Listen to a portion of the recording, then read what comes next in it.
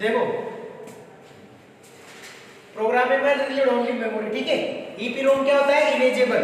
देखो वर्ड को समझना, erasable programmable read only memory. देखो इसमें क्या होता है, फुल फॉर्म जानते हो? देखो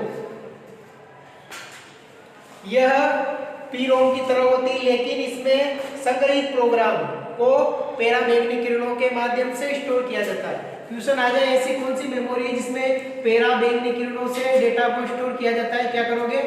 ईपीरोम, ठीक है। क्वेश्चन ये आएगा सीधा सीधा उठ के, ऐसी कौन सी मेमोरी है जिसमें पराबैंगनी किरणों का यूज होता है? ईपीरोम कर देना। ऐसी कौन सी मेमोरी है जिसमें डेटा एक बार लोड होने के बाद दोबारा लोड नहीं होता है? पीरोम, ठीक है। एक मेमोरी और है, देखो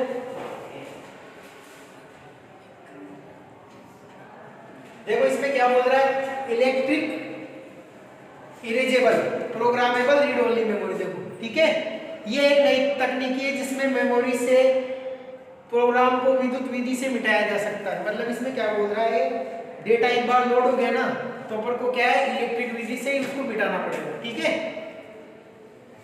तो ध्यान रह जाएगा, रैम कितने प्रकार की होती है? तीनों के ध्यान रख लेना, ये फंडामेंटल के क्वेश्चन इसमें आएंगे। तीनों को तो स्पेशली याद रख लेना, ठीक है।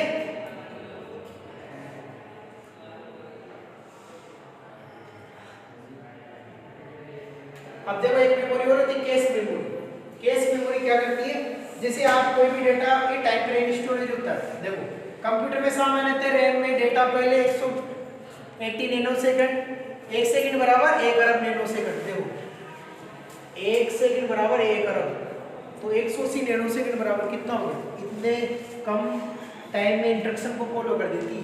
देखो लेकिन जब तक कैश मेमोरी का डेटा कैश से प्राप्त होता है 45 सेकंड का समय लगता है, इसमें टाइम लग रहा है। देखो कंप्यूटर और कैश मेमोरी में कितनी लाभदायक होती है। कैश मेमोरी की वजह से आप कंप्यूटर और स्पीड को बढ़ा सकते हैं। कभी जल्दी आया करो। तो टाइम पे स्टोरेज में कौन सी आएगी? कैश मेमोरी भी आती है, डिपेंड करता है ऑप्शन पे, ध्यान रखना इसको, है ना भाई। डिटेल में तो नहीं पूछेगा पर थोड़ा नीचे ध्यान रखना। देखो एक क्वेश्चन ये भी आ जाता है, कैश मेमोरी का नुकसान क्या है? देखो कैश मेमोरी में डेटा उपयोग करने के दौरान तय होता है, एप्लीकेशन से संबंधित टेम्पररी फाइल कर लेती है, सीपीयू का प्रयोग आती है, लेकिन मेमोरी में डेटा आप डिलीट नहीं होता है। मतलब क्या बोल रहा है, इस मेमोरी में डेटा डिलीट नहीं होता है, टेम्परेरी रहता है उस समय के लिए, ठीक है। देखो इसने बता भी दिया कैसे वर्क करेगी। देखो सबसे पहले सीपीयू पे कोई इंस्ट्रक्शन परफॉर्म होएगा, कैश मेमोरी पे जाएगा, उसके बाद किस में जाएगा? रैम में जाएगा। फिर जैसे मान लो ये डेटा सिंक्रोनाइज होएगा, वापस रैम से कैश में आएगा, कैश से सीपीयू में जाएगा। अब देखो एक मेमोरी और कौन सी होती है? Memory buffer register. देखो आपने देखा होगा आपके कंप्यूटर में डेटा कैसे जाता है, कोई हाई थोड़ी बन रहा है कंप्यूटर में, बन रहा है क्या? उसमें क्या होता है आपने देखा होगा, इलेक्ट्रिक सर्किट होते हैं, एक दूसरे से जुड़े होते हैं, उनको क्या बोलते हैं? बफर बोलते हैं। जैसे मान लो कोई डेटा आपका इधर से उधर जा रहा है तो कैसे जाएगा? इन बफर से जाएगा। अब देखो इसमें क्या होता है, देखो अलग अलग बफर होते हैं, जैसे इसने बता रखा है। देखो एमबीआर मेमोरी डेटा रजिस्टर भी कहते हैं, तकनीकी एक्सेस स्टोरेज से डेटा ट्रांसफर करता है। देखो एमबीआर क्या होता है? Memory address register. इसमें क्या होता है? मेमोरी का एड्रेस फ्रॉम टू डेस्टिनेशन तक जाता है।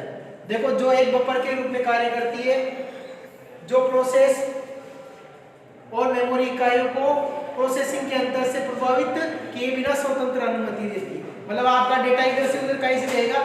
बफर से ही जाएगा। ऐसा मत सोच लेना कि भाई कंप्यूटर में कुछ कोई इंस्ट्रक्शन देता होगा तब डेटा जाता होगा। कोई सी भी चीज़ जो बफर लगे रहते हैं, एक कार्बन की प्लेट होती है, उसमें आपके जीनर्स होते हैं, डायोड होते हैं, सर्किट होते हैं, रैम रोम वगैरह सब उसी में तो होते हैं। ऐसा थोड़ी कि भाई अब देखो इतना सारा सिस्टम है पर टेक्नोलॉजी कितनी सारी है, तो कुछ ना कुछ देखो सर्किट्स रहते हैं। जैसे आपके घर में कोई ट्यूबलाइट पंखा खराब हो जाता है, बहुत सारे कंपोनेंट निकलते हैं उसमें, जैसे अपन क्या बोलते हैं, कंडेंसर देखा है सबने, उसको फोड़ने के बाद वो रील टाइप निकलती है, चमक चमक क्या बोलते हैं उसको, निकलती है ना। अरे जैसे पुराने कंडेंसर को अगर फोड़ देते हो रील टाइप निकलती है ना, तो ऐसे क्या है आजकल वो गायब हो गई। जब से डायोड आएगा, डायोड से क्या है स्टोरेज छोटा हो गया और आपका कंपोनेंट मतलब ये छोटा हो गया। पहले क्या है जैसे मान लो आपका कंप्यूटर बहुत बड़ा था, तो छोटा कैसे होगा, कुछ कंपोनेंट छोटे होंगे तभी तो होगा ना, वरना एक कमरे के बराबर के कंप्यूटर को कहाँ ले जाते हैं, कोई बैठ ही नहीं पाता है, मान लो कितनी सारी इलेक्ट्रिसिटी खाता। ठीक है, तो एमबीआर का थोड़ा ध्यान रखना। देखो आज काफी सारा फंडामेंटल में बता रहा हूँ, थोड़ा ध्यान रखना, इंस्टीट्यूशन आते हैं इन दोनों को ध्यान रख लेना। दोनों की फुल फॉर्म आएगी। एमबीआर की क्या होती है, memory address register. Memory address register क्या होता है, किसी भी मेमोरी का डेटा का जो एड्रेस होता है ना, कहां से कहां जाएगा उसमें काम आती है। मेमोरी बफर रजिस्टर, कोई भी डेटा कंप्यूटर में जाता है तो लोड होएगा ना। आप सोचते हो बफरिंग, जैसे यूट्यूब आप चलाते हो तो बफरिंग होता है ना, लोडिंग। भाई सामने वाले सर्वर से डेटा ही नहीं आ रहा तो आप एक्सेस कैसे कर पाओगे।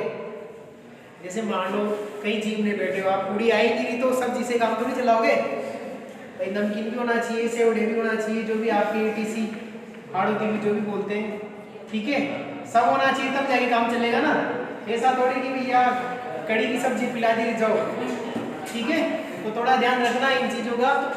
कंप्यूटर में क्या है, सारे कॉम्बिनेशन जरूरी है। देखो जनरली लैंग्वेज में बोल रहा हूँ मैं, और थोड़ा आ रहा हूँ आपकी समझ में। ठीक है, कोई बात नहीं, तो थोड़ा ध्यान रखना। एमबीआर और एमएआर जो भी ये है थोड़ा ध्यान रखना।